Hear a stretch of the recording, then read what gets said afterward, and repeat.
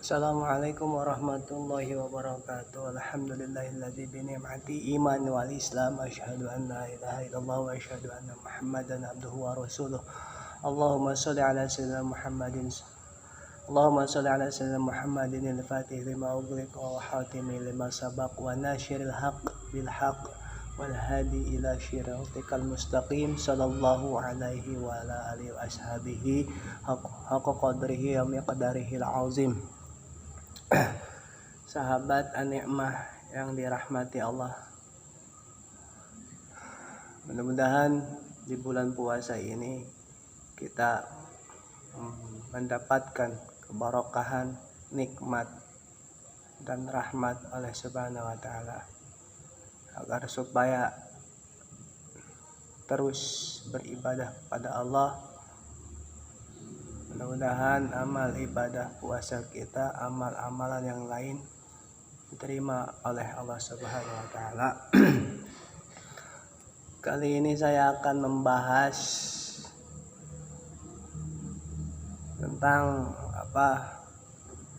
hijib bahar, hijib nasor, dan beserta hadam-hadamnya yang saya ketahui dan cobaan ujian yang telah memegang hijib bahar, hijib nasor, ataupun hijib-hijib lainnya.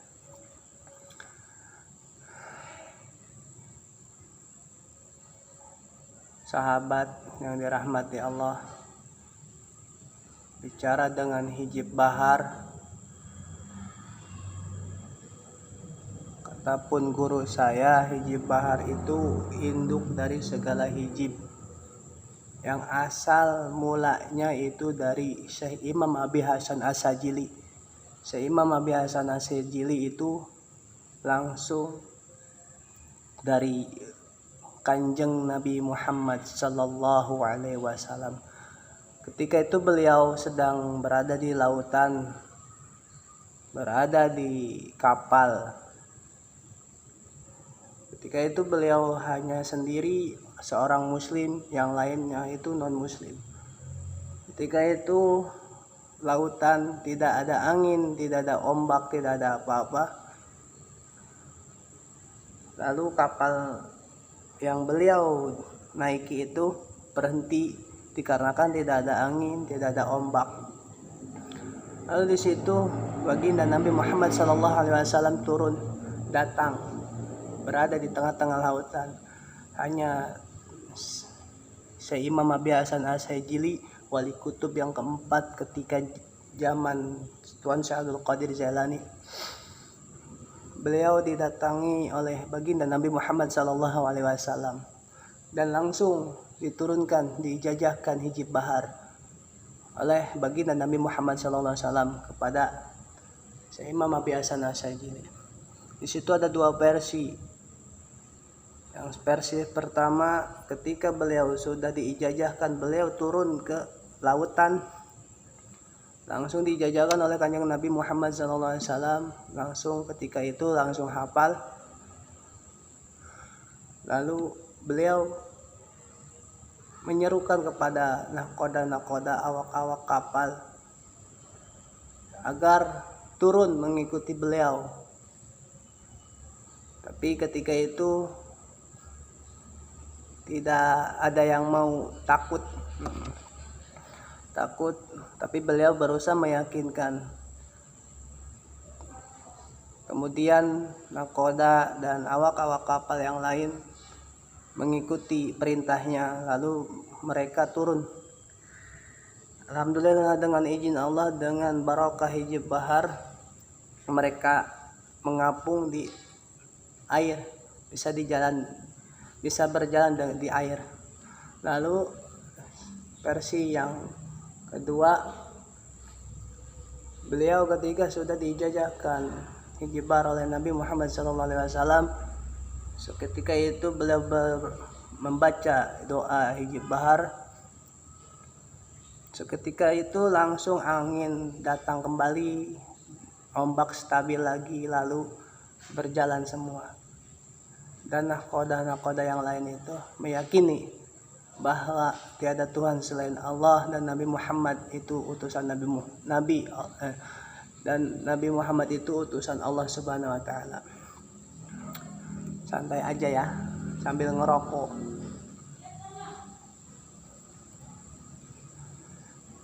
Lalu lantas itu masuk Islam semua sahabat. Hijib bahar itu terkandung 3 unsur. Pertama, hadis. Kedua, doa. Yang ketiga, dari Al-Quran. Di situ sudah komplit. Nah, lalu kita kembali lagi ke pembicaraan awal tentang hadam hijib bahar atau hijib nasor. Hijib nasor juga sama dari Imam Abi Hasan Asy'ari sanadnya. Nah, itu terus selanjutnya sahabat, masalah ujian dan hadam hijib itu sesuai tingkatan kita dan sesuai ke kadar kita dan keilmuan kita. Saya beberapa kali berbicara kepada sahabat-sahabat saya dan kepada yang ingin memahami dan mempelajari ilmu hikmat, bahwa saya mengatakan hati-hati kalau tidak ada gurunya. Walaupun ada gurunya, harus jelas sanadnya dan harus ada guru mursyidnya. Kenapa sahabat? Kalau tidak ada guru mursyid atau yang gurunya tidak jelas, apalagi melihat dari Google atau buku-buku yang lain, kalau tidak ada gurunya itu akan sesat. Bahaya. Makanya ke satu itu harus gurunya jelas yang memahami dan harus ada guru mursyidnya juga. Yang selanjutnya ya kita harus mumpuni agar itu kandungan di hijib bahar atau hijib nasor itu ada ismul azam dan energinya itu sangat panas. Kalau kita tidak dilandasi dengan ketauhidan dan yang lain-lain, itu kita akan bawaannya emosi dan akan melenceng sahabat. Hati-hati sahabat. Ujian-ujian yang memegang hijib bahar atau hijib nasor dan lain-lainnya, ke satu dia akan diguncang diri si pengamalnya ataupun orang lain akan diguncang. Orang jolim atau kepada yang pengamalnya juga akan diguncang. Wazul zilzalang sesuai kalimatnya itu, maka akan diguncangkan. Itu sekedar ujian sahabat. Banyak di situ nanti ujiannya itu ini berunsur ya selamanya itu. Ketika dia mengamalkan ataupun tidak selamanya gitu, ujiannya gitu terus, dijauhkan oleh orang-orang, dibenci oleh para masyarakat atau teman dan sahabat, ya itu emang sudah kayak gitu. Karena di hatinya sudah diliputi penyakit hati atau benci kepada kita, pada si pemegang hijib itu. Tapi jangan khawatir sahabat, jangan takut, itu sekedar ujian. Ketika Allah sudah menguji kita, jemu kepada semua makhluk, itu Allah sudah merespon tanda-tanda ciri-ciri orang yang disayangi oleh Allah, yang akan bermesraan, bercinta dengan Allah. Seperti itu sahabat.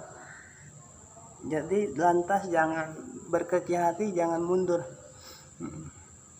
Tidak dijauh oleh orang-orang, teman atau nggak apa-apa. itu sekedar ujian segimana kita batas keyakinan dan ketakwaan kepada Allah. Dan banyak sahabat.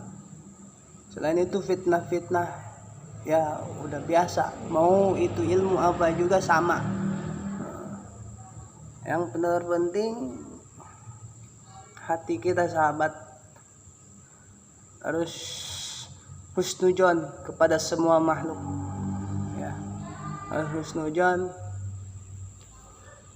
Jangan suudzon berburuk sangka, biarin, waspada, nggak apa-apa, hanya sekedar waspada saja.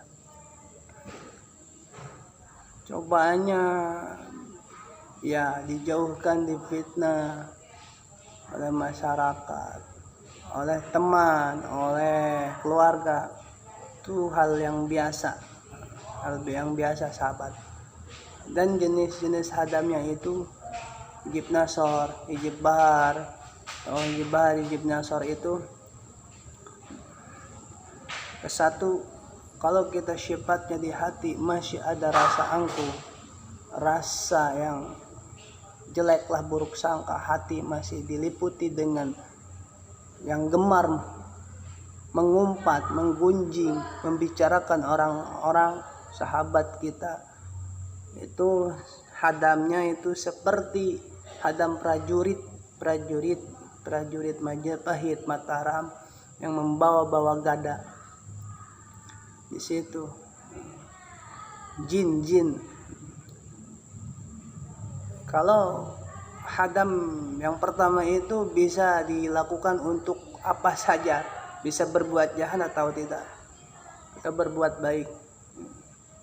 Tapi yang lebih jelas itu kalau muncul hadam itu, hati kita masih diliputi hawa nafsu, diliputi penyakit hati. Nauzubillah sahabat. Semoga kita bisa membersihkan hati kita. Segala kunci kehidupan itu adanya di hati sahabat. Dan yang kedua, kalau ketika kita hadam kita sudah berwujud jubah putih, udeng-udeng, itu berarti sudah dibantu oleh jin-jin Islam, 40 jin Islam sahabat. Kalau sudah berbentuk hadam hadam yang berupa seperti itu, yang berjubah, yang pakai udang-udang, itu jangan sama sekali dipakai jahat, tawaf. Jangan sama sekali ngerjain orang, itu sudah tidak boleh. Tapi kalau seperti wali kutub Syekh Imam Abi Hasan As-Sajili dan Syekh Sohibul Wafa Tajul Arifin dan wali-wali Allah yang lain dan orang-orang saleh yang lain, itu berbentuk hadamnya itu bukan jin lagi sahabat, malaikat. Beliau sudah dibantu oleh malaikat. Jadi mudah-mudahan sahabat memahami dan mengerti, ilmu apapun itu harus dilandasi dengan keimanan dan keilmuan yang mumpuni, agar kita tidak bisa terbelok-belok oleh hasudan orang lain dan sebagainya,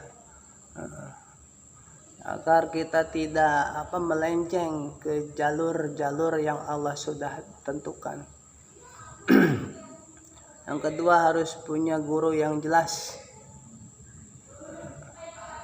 Yang punya guru yang jelas dan menguasai ilmu pesantren, kitab, ya, dan guru-guru mursyid,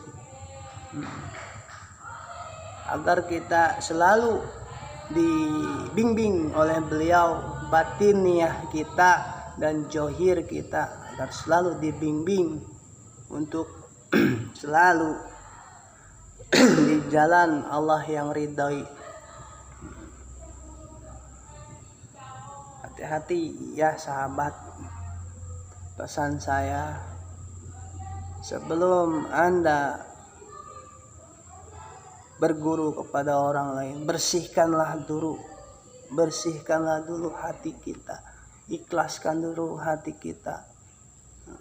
Jangan sampai punya sifat-sifat jelek atau sifat-sifat yang berburuk sangka kepada guru-guru kita. Itu tidak boleh sahabat, apalagi menggunjing, mengumpat, membicarakan kejelekan guru kita.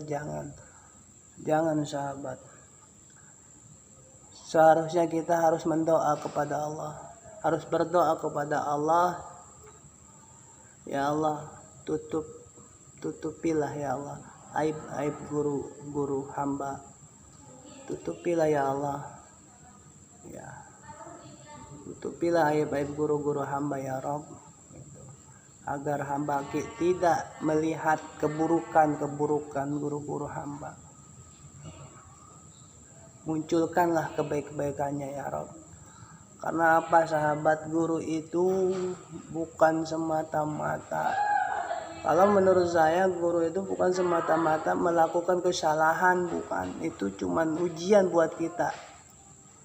Adapun emang guru melakukan kesalahan, itu cobaan, ujian kepada kita. Kita itu sengaja itu guru. Apa kita berburuk sangka kepada guru? Cuma sekedar ujian bagi sang murid. Maka dari itu jangan sama sekali kita mempunyai sifat suudzon ke guru. Mau apapun itu, beliau tetaplah guru-guru kita. Harus hormati. Mau punya beberapa guru juga begitu, jangan suudzon. Pasti memang beda ajarannya, tapi jangan sampai terucap oleh kita, apalagi di depan guru kok ini beda sama guru yang lain. Jangan. Kalau emang niat belajarlah. Jangan terpengaruh sama orang lain yang merasakan yang merasakan diri kalian masing-masing. Maaf para sahabat, saya biasa ngomong Sunda jadi ribet. Mau ngomongnya itu gimana ribet, orang udik, orang kampung lah. Ya mudah-mudahan sahabat bisa di video kali ini bisa mengambil hikmahnya. Saya juga belum bisa apa-apa sahabat, sekedar pelajar, sekedar santri yang haus dengan belajar, yang masih terus belajar. Ucapan saya itu bukan dari kemauan saya, tapi dari ucapan guru-guru saya lagi. Saya cuman menyampaikan penyambung lidah pada para sahabat. Terserah itu mau berpikiran negatif ataupun tidak kepada saya, terserah.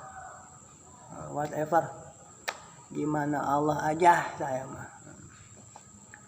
Ya. Teruskanlah belajarmu para sahabat, teruskan. Jangan terpengaruh oleh omongan-omongan yang berunsur menghasut, dan agar supaya berpecah belah diri kalian dengan guru. Jangan. Agar ilmu kita berkah, ilmu kita bermanfaat. Biarkan orang berkata apa. Terima kasih, cukup sekian video kali ini. Mohon dukungannya, tonton sampai selesai. Putar lagi channel-channel kami, Anikmah Kreasi. Putar, tonton, like, bagikan, dan subscribe.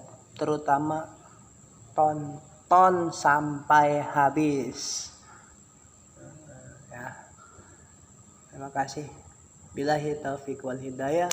Wassalamualaikum warahmatullahi wabarakatuh.